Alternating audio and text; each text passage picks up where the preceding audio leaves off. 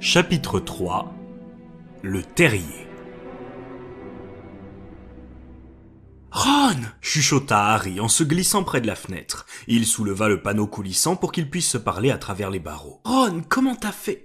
Qu'est-ce que... Harry resta bouche bée lorsqu'il vit que Ron était penché à la fenêtre arrière d'une vieille voiture turquoise qui s'était immobilisée dans les airs. À l'avant de la voiture, Fred et George, les deux frères jumeaux de Ron, lui souriaient. « Ça va, Harry? Qu'est-ce qui s'est passé ?» demanda Ron. « Pourquoi tu n'as pas répondu à mes lettres? Je t'ai invité à venir chez nous une bonne douzaine de fois et là-dessus, papa rentre à la maison et il nous raconte que tu as reçu un avertissement pour avoir fait de la magie devant des moldus. Ce n'était pas moi. » Et d'abord, comment l'a-t-il su? Il travaille au ministère, répondit Ron. Et tu sais très bien qu'on n'a pas le droit de faire de magie en dehors de l'école. Ça te va bien de dire ça, répliqua Harry en montrant la voiture volante. Oh, ça ne compte pas, dit Ron. On n'a fait que l'emprunter. Elle est à papa, ce n'est pas nous qui l'avons trafiquée. Mais faire de la magie sous le nez des moldus chez qui tu habites, ce n'était pas moi, je te dis. Mais ce serait trop long à expliquer.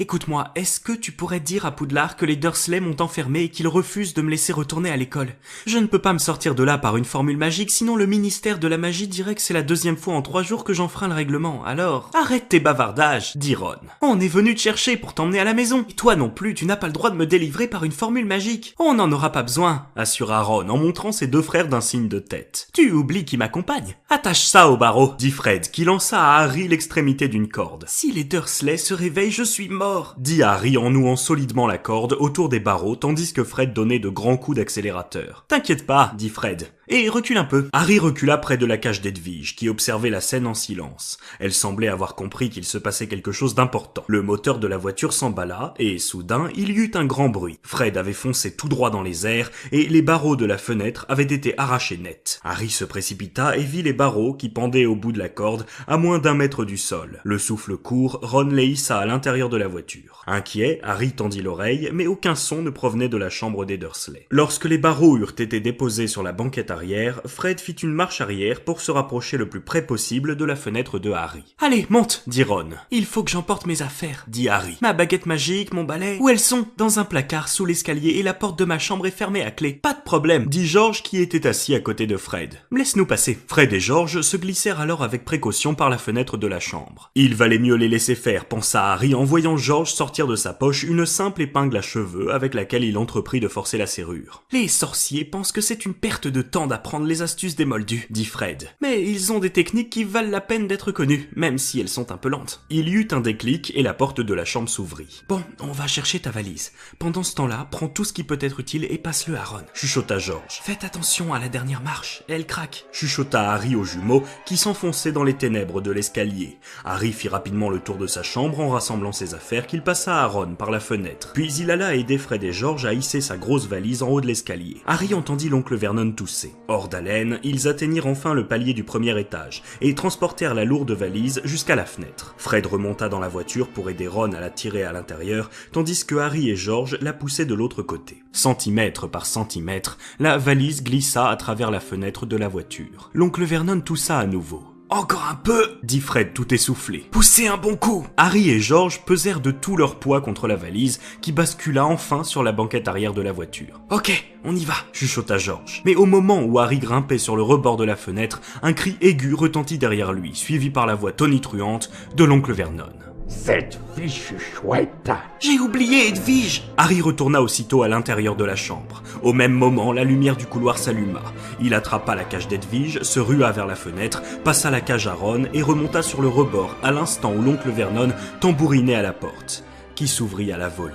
Pendant une fraction de seconde, l'oncle Vernon resta pétrifié à l'entrée de la chambre, puis il laissa échapper un beuglement de taureau furieux et plongea sur Harry en le saisissant par une cheville. Ron, Fred et George empoignèrent Harry par les bras et le tirèrent vers eux de toute leur force. « Pétunia !» rugit l'oncle Vernon. « Il s'échappe, il est en train de s'enfuir !» D'un même mouvement, les frères Weasley tirèrent Harry si fort que sa cheville glissa des mains de l'oncle Vernon. « Pied au plancher, Fred !» hurla Ron dès que Harry fut dans la voiture et qu'il eut claqué la portière. La voiture s'élança alors vers la lune. Harry avait du mal à le croire, il était libre. Il baissa la vitre. Le vent de la nuit ébouriffa ses cheveux et il regarda les toits des maisons de Private Drive s'éloigner derrière lui. Les yeux ronds et la bouche grande ouverte, l'oncle Vernon, la tante Pétunia et le gros Dudley, tous trois penchés à la fenêtre de la chambre, regardaient la voiture s'élever dans les airs. « À l'été prochain !» leur cria Harry. Les Weasley éclatèrent de rire et Harry s'installa confortablement sur la banquette en souriant d'une oreille à l'autre. « Laisse sortir Edwige, dit-il à Ron. Elle volera derrière nous. Il y a un temps fou qu'elle n'a pas eu l'occasion de se dégourdir les ailes. » George donna à Ron l'épingle à cheveux et un instant plus tard, Edwige s'élançait avec bonheur par la fenêtre de la voiture qu'elle accompagna en planant comme un fantôme. « Alors ? Raconte, Harry, dit Ron avec impatience. Qu'est-ce qui s'est passé? Harry leur raconta l'histoire de Dobby, l'avertissement qu'il lui avait donné et le triste sort du gâteau aux violettes. Un long silence stupéfait suivit son récit. Vraiment louche tout ça, dit enfin Fred. Tout ce qu'il y a de plus bizarre, approuva George. Il ne t'a même pas dit qui est derrière ce complot? Je pense qu'il lui était impossible de le dire, répondit Harry. Chaque fois qu'il était sur le point de laisser échapper quelque chose, il se cognait la tête contre le mur. Il vit Fred et George échanger un regard. Vous croyez qu'il m'a raconté des histoires? Les elfes de maison ont de grands pouvoirs magiques, répondit Fred. Mais d'habitude, ils n'ont pas le droit de s'en servir sans l'autorisation de leur maître. J'imagine que Dobby a été envoyé par quelqu'un pour essayer de t'empêcher de revenir à Poudlard. Quelqu'un qui voulait te faire une mauvaise farce. Tu ne vois pas qui pourrait t'en vouloir à l'école? Oh, si, répondirent Harry et Ron d'une même voix. Drago Malfoy, dit Harry. Il me déteste. Drago Malfoy, dit George en se tournant vers lui. Ce ne serait pas le fils de Lucius Malfoy? Si, probablement. Ce n'est pas un nom très courant. Pourquoi? J'ai entendu papa parler de ce type-là, dit George. C'était un des plus proches partisans de tu sais qui. Et quand tu sais qui a disparu, ajouta Fred en se tordant le cou pour regarder Harry. Lucius Malfoy est revenu en disant qu'il n'avait jamais voulu tout ça. Tu parles? D'après papa, il faisait partie des intimes de tu sais qui. Harry avait déjà entendu les rumeurs qui circulaient sur la famille Malfoy, et il n'en était pas surpris. À côté de Drago Malfoy, Dudley Dursley était un modèle de gentillesse, de sensibilité et de prévenance. Je ne sais pas si les Malfoy ont un elfe de maison, dit Harry. En tout cas, les maîtres de Dobby appartiennent sûrement à une vieille famille de sorciers, et ils doivent être riches, dit Fred. Maman a toujours eu envie d'avoir un elfe de maison pour s'occuper du repassage, dit George. Mais tout ce qu'on a, c'est une vieille goule pouilleuse dans le grenier et des gnomes qui envahissent le jardin. Les elfes de maison, on les trouve dans les vieux manoirs ou les châteaux, aucune chance d'en avoir un chez nous. Harry resta silencieux. Drago Malfoy avait toujours tout ce qu'il voulait, sa famille devait rouler sur l'or. Il imaginait très bien Malfoy se pavanant dans un vaste manoir. Et il était parfaitement capable d'envoyer un domestique pour essayer d'empêcher Harry de retourner à Poudlard. Harry avait été idiot de prendre Dobby au sérieux. En tout cas, je suis content qu'on soit venu te chercher, dit Ron. Je commençais à m'inquiéter sérieusement en voyant que tu ne répondais pas à mes lettres. Au début, j'ai cru que c'était la faute d'Errol. Errol? C'est notre hibou. Il est très vieux. Ce n'aurait pas été la première fois qu'il se serait évanoui d'épuisement en allant porter le courrier. Alors j'ai essayé d'emprunter Hermès. Qui ça? Le hibou que mes parents ont offert à Percy quand il a été nommé préfet à Poudlard, dit Fred. Mais Percy a refusé de me le prêter, dit Ron. Il a prétendu qu'il en avait besoin. Percy est très bizarre depuis le début des vacances, dit George en fronçant les sourcils. Il envoie beaucoup de courriers et il reste presque tout le temps enfermé dans sa chambre. Mais on ne peut quand même pas passer toutes ses journées à astiquer son insigne de préfet. Tu vas un peu trop loin vers l'ouest, Fred, ajouta George en montrant la boussole fixée au tableau de bord. Fred tourna légèrement le volant. Et votre père, il sait que vous avez pris la voiture? Demanda Harry. Non, répondit Ron. Il devait rester travailler au ministère hier soir. Mais heureusement, on sera rentré à la maison avant que maman ait pu s'apercevoir qu'on a emprunté la voiture. Qu'est-ce qu'il fait au ministère de la magie, votre père? Il travaille dans le bureau le plus ennuyeux, dit Ron. Le service des détournements de l'artisanat moldu. Le quoi? Ça concerne tous les objets fabriqués par les moldus et qui ont été ensorcelés. Il faut s'occuper de les neutraliser si jamais ils reviennent dans des magasins ou des maisons de moldus.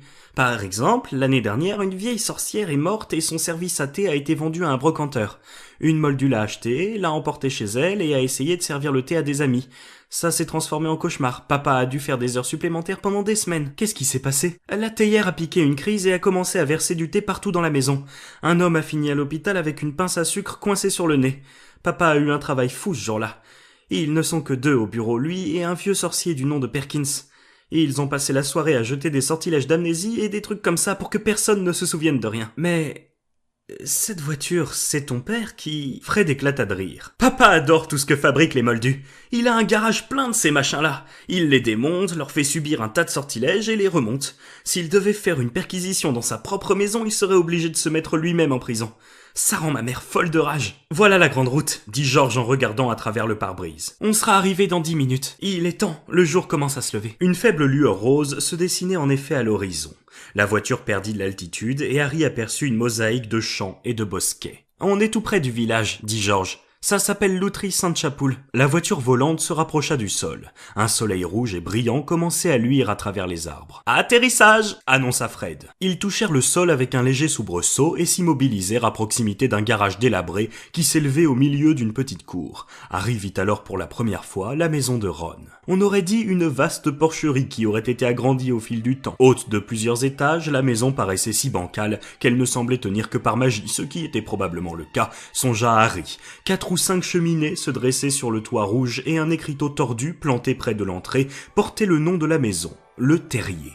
Des bottes entassées en désordre et un vieux chaudron rouillé encadraient la porte. Quelques gros poulets bien gras picoraient dans la cour. « Ce n'est pas très luxueux, » dit Ron. « C'est merveilleux, tu veux dire ?» s'exclama Harry d'un ton ravi en repensant à Private Drive. Ils sortirent de la voiture. « Maintenant, on va monter là-haut sans faire de bruit, » dit Fred. « Et on attendra que maman nous appelle pour le petit déjeuner.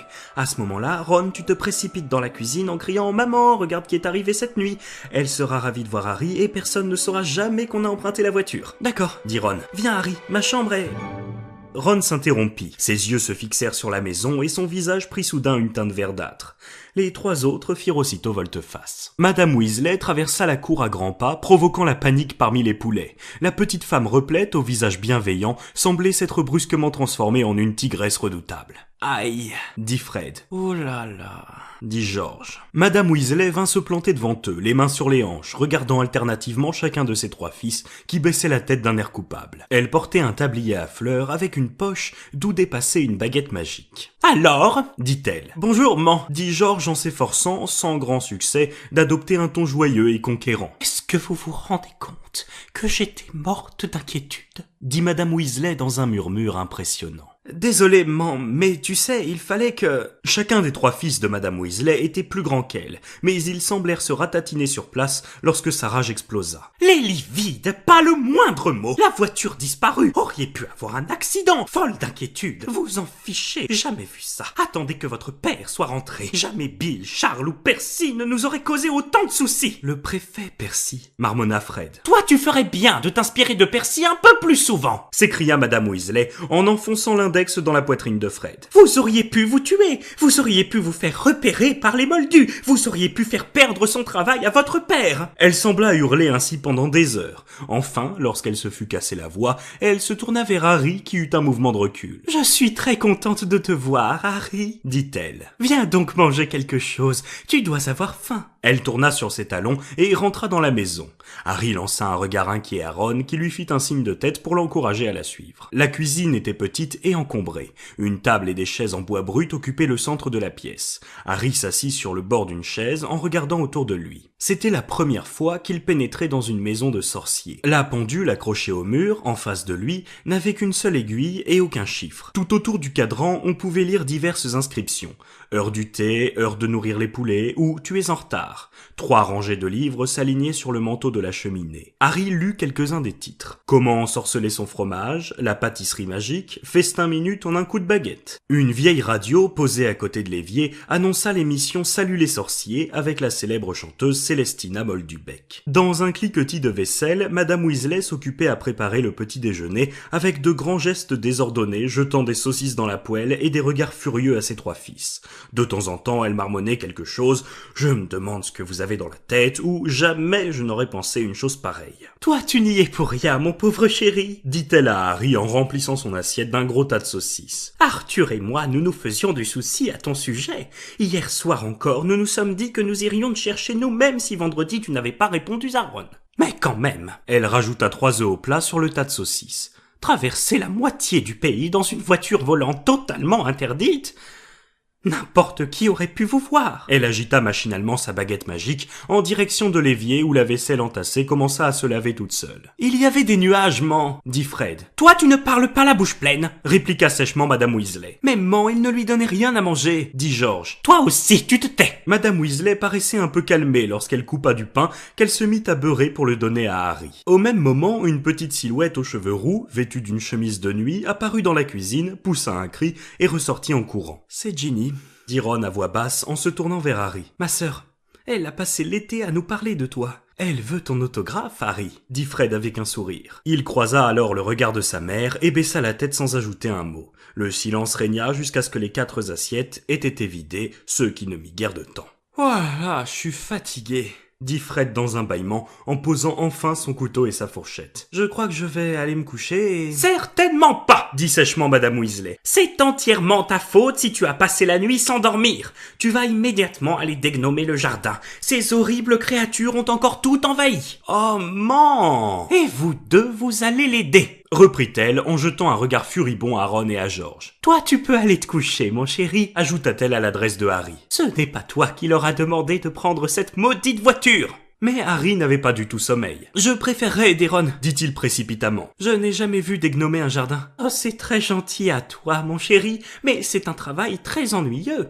Voyons un peu ce que Lockhart dit à ce sujet. Elle prit un gros volume sur la cheminée. George poussa un grognement. Man, c'est très bien dégnomer un jardin. Harry jeta un coup d'œil à la couverture du livre. Écrit en lettres d'or, il lut Gilderoy Lockhart, le guide des créatures domestiques nuisibles. Au-dessous, une grande photo montrait un sorcier au visage séduisant, avec des cheveux blonds ondulés et des yeux bleu clair. Comme toujours dans le monde des sorciers, la photo était animée. Gilderoy Lockhart ne cessait de lancer des clins d'œil coquin autour de lui. Le visage de Madame Weasley rayonnait. « Il est tellement merveilleux !» dit-elle. « Il sait tout sur les nuisibles, c'est un livre remarquable. »« Mon un faible pour lui !» dit Fred dans un murmure parfaitement audible pour tout le monde. « Allons, Fred, ne sois pas ridicule !» protesta Madame Weasley, les joues rougissantes. « Si vous pensez que vous en savez plus que Lockhart, allez-y, débrouillez-vous. Mais gare à vous si je trouve le moindre gnome dans le jardin quand j'irai faire mon inspection. » Bâillant et ronchonnant, les frères Weasley sortirent d'un pas traînant, suivis par Harry. Le jardin était grand et correspondait exactement à l'idée que Harry se faisait d'un jardin. Les Dursley ne l'auraient pas aimé du tout. Il était envahi de mauvaises herbes et la pelouse avait grand besoin d'être tondue. Mais Harry était émerveillé par les arbres noueux plantés le long des murs et les massifs débordant de plantes et de fleurs qu'il n'avait encore jamais vus, sans compter la grande mare verte remplie de grenouilles. « Les Moldus ont aussi des gnomes dans leur jardin, » dit Harry à Ron. « Oui, j'en ai vu, » dit Ron penché sur un massif de pivoine. « Mais ce ne sont pas de vrais gnomes. On dirait des petits Pères Noël grassouillés avec des brouettes et des cannes à pêche. » Il y eut soudain une grande agitation dans les pivoines qui se mirent à remuer en tous sens et Ron se redressa en tenant une créature à la main. « Ça, c'est un vrai gnome, » dit-il d'un air sombre. « Fiche-moi la paix, fiche-moi la paix !» couina le gnome. Il n'avait en effet rien à voir avec un Père Noël. Il était petit avec une peau comme du cuir et une grosse tête chauve couverte de verrues qui ressemblait à s'y méprendre à une pomme de terre. Ron le tenait à bout de bras tandis que la créature essayait de lui donner des coups de ses petits pieds noueux. Ron l'attrapa par les chevilles et le retourna la tête en bas. « C'est comme ça qu'il faut s'y prendre, » dit-il. Il leva le gnome au-dessus de sa tête, « Fiche-moi la paix !» et le fit tourner comme un lasso. En voyant l'expression choquée de Harry, Ron expliqua. « Ça ne leur fait pas mal. Simplement, il faut leur donner le tournis pour qu'ils ne retrouvent plus le chemin de leurs 3 gnomes. » Il lâcha les chevilles de la créature, celle-ci fit alors un vol plané de plusieurs mètres et atterrit avec un bruit sourd dans le champ qui s'étendait de l'autre côté de la haie. « Ridicule !» dit Fred. « Je te parie que j'arrive à lancer le mien plus loin que la souche d'arbre, là-bas. » Harry apprit très vite à ne pas trop éprouver de pitié pour les gnomes. Il décida de laisser simplement tomber de l'autre côté de la haie le premier qu'il attrapa. Mais le gnome, sentant une faiblesse de sa part, lui planta dans le doigt ses dents tranchantes comme un rasoir, et Harry dut secouer frénétiquement sa main pour essayer de lui faire lâcher prise jusqu'à ce que... « Bravo, Harry ! Tu l'as lancé au moins à 15 mètres. » Bientôt, les gnomes se mirent à voler en tous sens. « Ils ne sont pas très malins, » dit George, qui en avait attrapé 5 ou 6 d'un coup. « Dès qu'ils s'aperçoivent que le dégnomage a commencé, ils sortent de leur trou pour regarder ce qui se passe.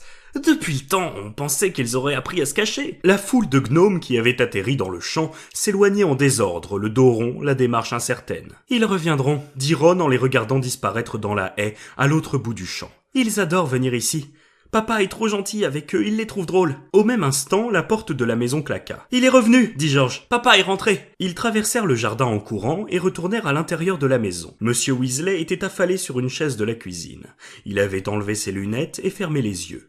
Il était mince et presque chauve, mais les quelques cheveux qui lui restaient étaient aussi roux que ceux de ses enfants. Monsieur Weasley était vêtu d'une longue robe verte de sorcier, couverte de poussière et usée par les longs voyages. « Quelle nuit !» marmonna-t-il en attrapant la théière à tâtons. Tout le monde s'assit autour de la table. « 9 interventions !» s'exclama Monsieur Weasley. « 9 ! Un certain Montingus Fletcher a essayé de me jeter un sort pendant que j'avais le dos tourné. Il avala une longue gorgée de thé et poussa un profond soupir. « Tu as trouvé quelque chose, papa ?» demanda Fred avec intérêt. « Oh, quelques clés rétrécissantes et une bouilloire bordeuse », répondit Monsieur Weasley en bâillant. « Il y a eu pas mal de sales histoires qui ne relevaient pas de mon département. Mortlake a dû répondre à quelques questions concernant des furets très étranges, mais c'est du ressort de la commission des sortilèges expérimentaux, Dieu merci. » « Qui est-ce qui s'amuse à fabriquer des clés rétrécissantes ?» s'étonna George. « Oh, c'est un simple attrape-moldu, » soupira Monsieur Weasley. « Ils leur vendent des clés qui finissent par disparaître à force de rétrécir, et les moldus n'arrivent plus à remettre la main dessus. Bien sûr, il est très difficile de faire condamner qui que ce soit, aucun moldu ne voudra jamais admettre que ces clés rétrécissent. Ils sont persuadés qu'ils les ont perdues.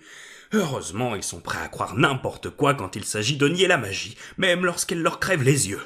Mais c'est fou le nombre d'objets que les sorciers s'amusent à transformer. Les voitures, par exemple ? Madame Weasley venait d'apparaître dans la cuisine. Elle tenait à la main un long tisonnier qu'elle brandissait comme une épée. Monsieur Weasley ouvrit soudain des yeux ronds et regarda sa femme d'un air coupable. Les voitures, ma chérie ? Parfaitement, Arthur, les voitures, dit Madame Weasley, les yeux flamboyants. Imagine un sorcier qui achèterait une vieille voiture rouillée en disant à sa femme qu'il veut simplement la démonter pour voir comment c'est fait alors qu'en réalité, il s'amuse à la trafiquer pour la faire voler. Monsieur Weasley cligna des yeux.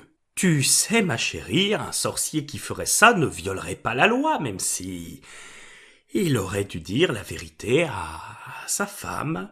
Il y a une lacune dans la loi quand on y regarde de près. Du moment qu'il n'a pas l'intention de faire voler la voiture, le fait qu'elle puisse voler ne... Arthur Weasley, c'est toi qui t'es arrangé pour qu'il y ait une lacune dans la loi lorsque tu l'as rédigée, s'écria Madame Weasley. Simplement pour que tu puisses continuer tes bricolages avec tous tes machins de moldus qu'il y a dans ton garage. Et pour ton information personnelle, je te signale que Harry est arrivé ce matin dans la voiture que tu n'avais pas l'intention de faire voler. Harry ? dit Monsieur Weasley sans comprendre. Harry qui ? Il regarda autour de lui et sursauta en voyant enfin Harry. Dieu du ciel ! C'est Harry Potter ! Ravi de faire ta connaissance.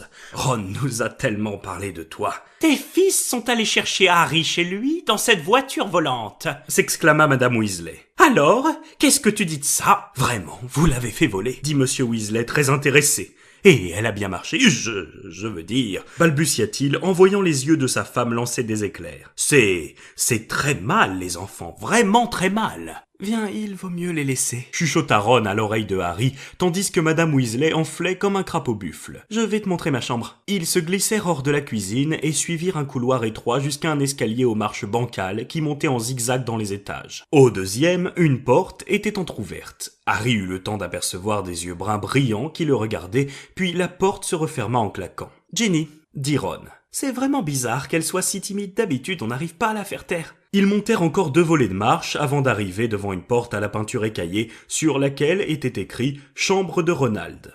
Harry entra dans la pièce. Sa tête touchait presque le plafond incliné qui épousait la forme du toit. Ébloui, il cligna des yeux. Il avait l'impression d'avoir pénétré dans une fournaise. Presque tout, dans la chambre de Ron, avait une couleur orange vif. Le couvre-lit, les murs et même le plafond. Harry remarqua alors que Ron avait presque entièrement recouvert le papier miteux des murs avec des affiches représentant 7 mages et sorcières, toujours les mêmes, tous vêtus de robes oranges et tenant à la main des balais qu'ils brandissaient avec énergie. « C'est ton équipe de Quidditch préférée ?» demanda Harry. « Les canons de Chudley !» dit Ron en montrant le couvre-lit orange brodé de 2 grands C et d'un boulet de canon. Ils sont 9e au championnat. Les livres de magie de Ron étaient entassés en désordre à côté d'une pile de BD qui semblait tout avoir pour héros Martin Miggs, le moldu fou. La baguette magique de Ron était posée sur un aquarium rempli de têtards, installé sur le rebord de la fenêtre à côté de Croutard, son gros rat gris qui somnolait dans un rayon de soleil. Harry enjamba un jeu de cartes autobattante étalé sur le sol et regarda à travers la minuscule fenêtre. Dans le champ, tout en bas, il aperçut une bande de gnomes qui se glissaient un par un à travers la haie du jardin des Weasley. Il se tourna ensuite vers Ron qui le regardait d'un air anxieux, comme s'il attendait son opinion. « C'est un peu petit », dit précipitamment Ron. « Pas comme la chambre que tu avais chez les Moldus. Et je suis juste sous le grenier, où habite la goule. Elle n'arrête pas de taper sur les tuyaux et de grogner. » Mais Harry eut un large sourire. « C'est la plus belle maison que j'ai jamais vue, dit-il. » Les oreilles de Ron prirent alors une couleur rose vif.